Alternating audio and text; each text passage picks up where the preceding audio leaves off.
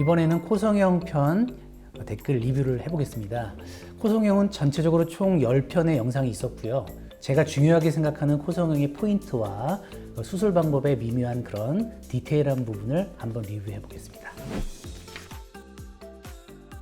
네, 첫 번째는요. 아무래도 코성형은 보형물을 쓰는 성형이다 보니까 이제 부작용에 대해서 걱정이 많거든요. 코성형 부작용에 대해서 다양한 경우에 대해서 어떤 그런 질문들인지 보겠습니다.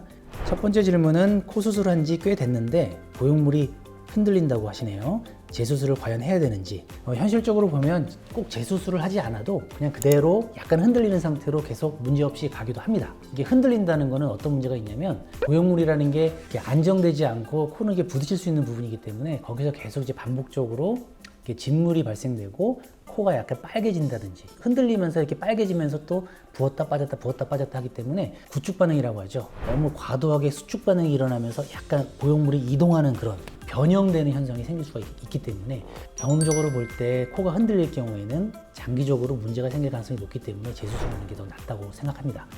다음 댓글은 이제 부작용이 너무 걱정돼요. 하고는 싶은데 콧대도 많이 났다고 하는데 부작용을 최소로 하면 어떤 수술법을 해야 될까요? 원장님 어떤 수술 재료를 선호하시는가요? 이분은 수술 재료가 부작용을 결정한다고 오해를 하고 계세요. 일단 수술 재료가 부작용을 만드는 게 아니라 재료를 어떻게 사용하느냐가 더 중요하거든요. 결론적으로 코는 낮으면 실리콘 보형물을 쓸 수밖에 없어요. 근데 보형물은 그냥 단언해서 말씀드리는데 보형물은 연고를 쓰지 않는 한 실리콘을 쓸 수밖에 없습니다. 근데 실리콘은 문제가 많은 게 아니라 매우 좋은 보형물이에요. 콧대는 움직이지 않는 부분과 움직이는 부분이 섞여 있기 때문에 움직이지 않는 부분은 바닥에 딱 붙어버리게 보형물을 선택을 하게 잘 깎으면 문제가 안 생깁니다. 그러니까 부작용이 안 생기고 싶으시면 숙련된 원장님을 찾아가야 될 것 같고요. 일단 보형물을 쓸 수밖에 없다면 코끝을 사용하지 않고 콧대에만 집중하는 거를 하고 코끝은 100% 연골로만 사용하고 이러면 중장기적으로 문제가 안 생깁니다. 코끝을 연골로 쓰는 거는 자가 조직이기도 하지만 연골은 볼륨이 변하지 않아요. 참 재미있는 현상인 게 뼈 조각도 이식을 하면 흡수가 되는데 연골은 이식하면 흡수가 안 돼요. 대사가 끝났거든요. 그래서 사람 몸에서 유일하게 볼륨을 유지하는 그 조직 중에서 가장 볼륨 변화가 없는 안정적인 조직이 연골이기 때문에 코끝은 100% 연골로 무리하지 않게 성형한다면 모양이 거의 바뀌지 않고요. 보형물도 바닥에 딱 붙어버리면 모양이 바뀌지 않기 때문에 이제 신뢰가 가는 원장님한테 수술을 받으시면 크게 너무 걱정은 안 하셔도 될 것 같다 라고 말씀드리고 싶습니다.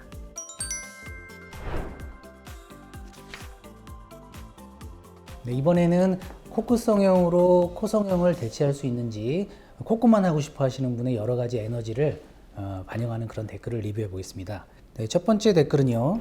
심지어 재수술이에요. 고텍스로 콧대를 했고 코끝은 귀여운 걸로 했는데 보형물만 빼고 콧대를 살짝 높이는 재수술을 가능한가요? 이렇게 했는데요. 그러니까 보형물만 빼고 코끝만 살짝 높여서 재수술이 가능한가요? 이렇게 질문하셨는데 사실은 좀 무리스럽죠. 왜냐하면 코는 하나의 그 구조물이기 때문에 특정 포인트만 예뻐서 되는 게 아니고요. 주변 구조물하고 조화를 생각하면서 코 안에서도 선이라든지 그 각도 같은 게 무리스럽지 않아야 되거든요. 근데 보형물이 몇 미리 들어간지도 알 수 없는데 그거를 빼고 그럼 얼마나 꺼질지도 알 수 없고 코끝은 이미 그러면 높아질 텐데 거기다가 또 코끝을 어떻게 한다? 그러면 약간 꺾이겠죠. 그러니까 미적 포인트에서 콧대랑 코끝이 딱 제 위치에서 딱 터닝이 되는 게 되게 중요한데 그런 거 다 무시하고 그냥 기술적으로 그냥 빼고 올리면 그러면 이뻐질 거라고 생각하시는데 이건 좀 무리죠.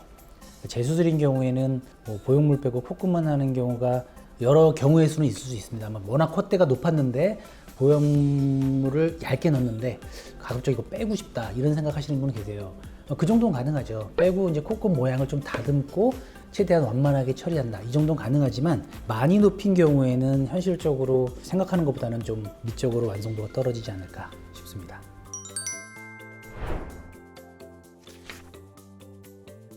이번 댓글은 이제 매부리 코 성형 수술 방법에 대해서 궁금해하시는 분이 많았습니다. 왜냐하면 제가 영상에서 매부리 있으신 분한테 굳이 보형물 넣지 않고 절골 테크닉으로 보형물 없이도 수술을 마무리할 수 있다고 말씀을 드렸거든요. 그 부분에 대해서 기술적으로 구체적으로 어떻게 되는지 자기한테 적용이 될 수 있는지 여러 가지 상황에서 질문하신 분들이 많아요. 이분도 상담을 많이 다녀보신 것 같은데 폭이 넓어서 절골이 필요하다고 생각하는데 상담을 받아보면 절골이 필요 없다고 합니다. 매부리를 깎고 나면 펑퍼짐해 보이는 것을 막기 위해서 절골이 필요한 거 아닌가요? 결론은 이제 뻔합니다. 매부리를 적극적으로 했으면요, 둘 중에 하나는 무조건 해야 돼요. 마지막에 나오죠. 개인적으로 절골과 보형물 삽입 중에 둘 중에 하나를 하는 게 미적 완성도가 높아지죠. 왜냐면 매부리는 튀어나온 건데, 매부리 때문에 콧대가 좀 이렇게 전체적인 음영이 실루엣이 있었는데, 매부리를 평평하게 싹 매끈하게 해버리면요, 옆에서 볼 때는 매끈하지만 정면에서는 돌출된 게 사라지니까 콧등이 오히려 밋밋해져요. 그럼 미적으로 완성도가 떨어지거든요. 그러니까 밋밋해 보이는 콧대를 해결하려면 절골을 해서 뼈를 이렇게 모아서 콧대가 더 있게 보이게 하던가, 아니면 얇게라도 라이닝을 통해서 전체적인 실루엣을 센터가 강조되는 거를 하던가, 둘 중에 하나를 해줘야 전체적인 완성도가 높아지거든요. 그러니까 이분은 절골이 필요 없다고 이제 병원에서 얘기한 거는 보형물로 하는 게 좋겠다라고 제안을 하신 것 같아요. 어떤 게 꼭 낫다라고 말하기보다는 개개인 차이에 따라서 코가 많이 큰 사람은 저는 보형물을 안 넣는 게 맞다고 보고요. 좀 낮으면서 전체적으로 높일 필요가 있다고 생각하면 미적으로 보형물을 넣는 게 더 낫다고 생각을 합니다. 어떤 게 꼭 낫다고 이렇게 말을 하기에는 조금 애매한 부분이 있습니다.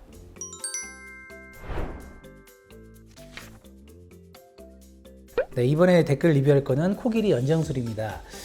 제가 영상에서 이제 코길이 연장술의 약간 새로운 방법처럼 얘기한 게 좀 있었어요. 뭐 소프트한 방식으로 한다, 하드한 건 조금 안 좋을 수 있다, 이렇게 얘기를 했기 때문에 고객님이 거기 반신반의하는 것도 있고, 이게 좀 무슨 얘기냐, 이해가 잘 안 간다, 구체적인 질문을 하기도 하고, 이게 과연 가능한 거냐, 어떻게 한다는 거냐, 이런 질문을 하시는 그런 내용들이 좀 있었어요.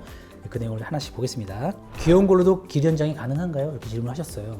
물론 가능하죠. 이제 고전적인 이제 길이 연장술을 이분이 말씀하시는 거는 약간 하드한 방식의 길이 연장을 말씀하시는 것 같은데, 길이 연장이란 건 기본적으로 하드한 부분과 말랑말랑한 콧구슬 이렇게 브릿지로 스트레칭 시킨다는 얘기예요.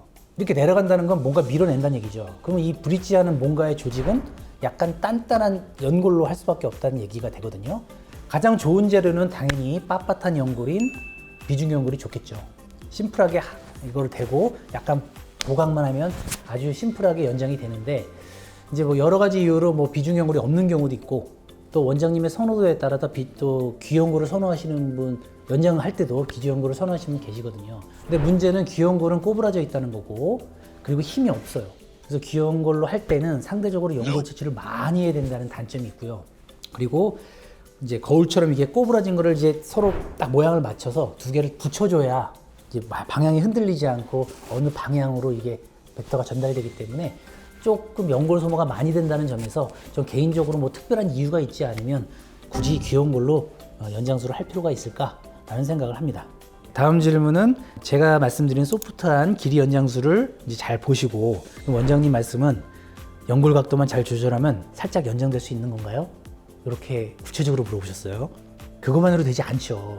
연골은 너무 빈약하고 작고 쪼그라들어 있는데 요거 이렇게 각도 조정했다고 이게 되겠습니까? 쉽지 않죠. 결과적으로 저는 세 가지 요소가 필요하다고 봐요. 연골의 그 몰딩 각도, 그러니까 접히는 그 각도가 조금 이렇게 길이가 늘어나는 방향으로 몰딩을 할 수 있거든요. 이렇게 접히느냐 이렇게 접히느냐에 따라 똑같은 접히는 모양에 따라 길이는 늘어나는 효과가 있을 수 있으니까요. 그거 하나랑 비중격 연골이 사실 여기를 튀어나오게 만드는 경우가 많아요. 한국 사람들이 여기를 이렇게 만져보면 여기가 굉장히 딱딱하고 밑으로 이렇게 돌출되어 있는 사람이 많거든요. 그러니까 코가 들려 보이는 이유가 코끝이 진짜 들려 보일 수도 있지만 콧구멍 베이스에 해당되는 그 비중경골의 하단 부부가 좀 이렇게 아래로 돌출되어 있는 경우가 많거든요. 그 부분을 좀 안으로 이렇게 들어가게 해주면 상당히 들어가면서 각도상 더 연장되는 효과를 볼 수 있어요. 착시 현상일 수 있죠. 또 한 가지는 연골 이식을, 코끝 연골 이식을 조금 각도 조절을 좀 더 위에다 하느냐 여기다 하느냐, 여기 각도를 잘 조절을 하게 되면 그 연골 이식 때문에 좀 늘어나는 효과가 있어요. 이게 모든 사람한테 가능하지는 않는데요. 적어도 길이가 정상이었던 사람, 긴데 들려 보이는 사람한테는 확실하게 해결되고요. 확실하게 짧은 사람도 피부가 상태에 봐서 좀 피부가 너무 이제 여유가 없다, 그런 경우에는 크게 짧은 느낌을 많이 크게 줄이는 효과, 이 정도 효과는 있기 때문에 전 개인적으로 이 기술을 많이 즐겨서 하고 나름대로 기술의 의미가 크다고 생각을 하고 있습니다.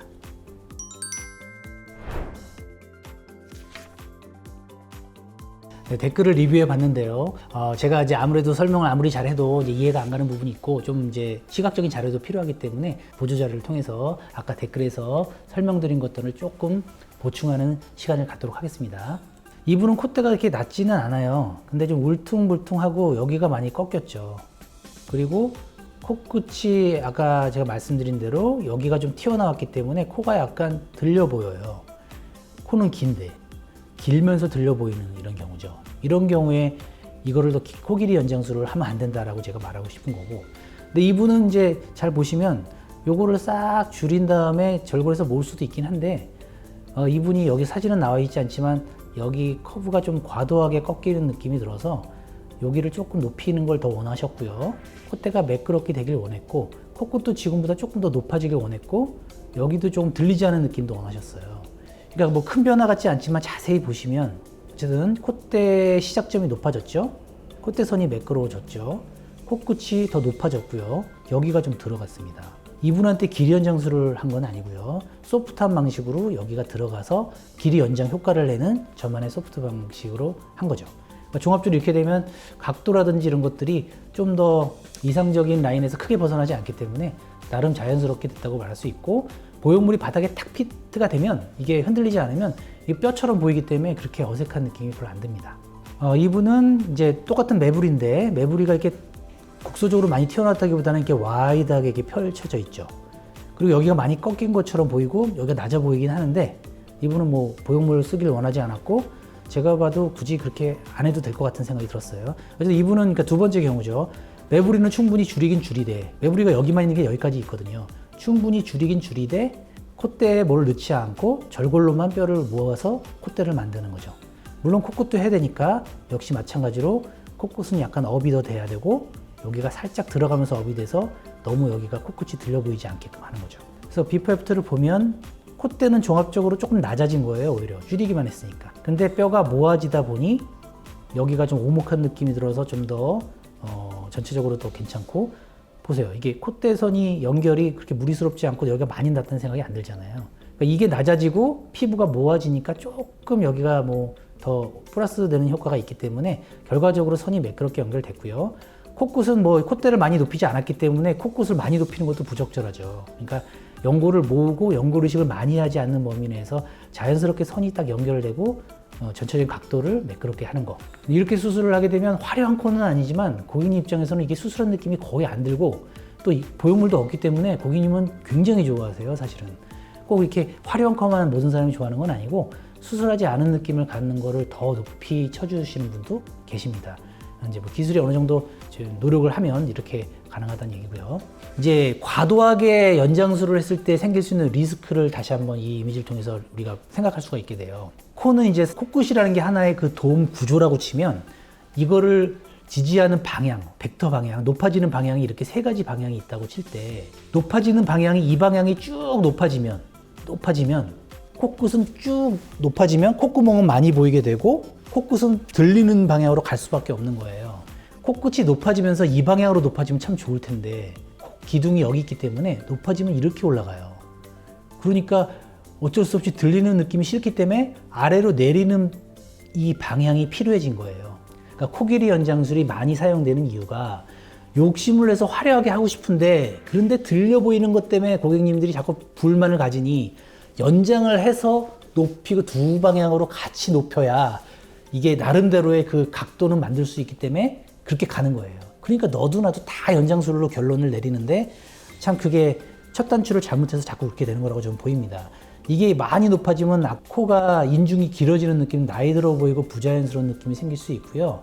피부가 견딜 수 없을 때 모양의 변형을 만들 수 있기 때문에 무리가 된다고 했죠. 이 아래 그림은 연장술을 할 때 하드한 연장술을 할 때 이 빨간색 연골 이식을 통해서 이 연골을 밑으로 잡아당기고 여기다가 봉합한다는 그런 거를 시뮬레이션 하는 건데, 어쨌든 코 전체가 딱딱하게 만든다는 거는 바람직한 방향이 분명히 아니에요.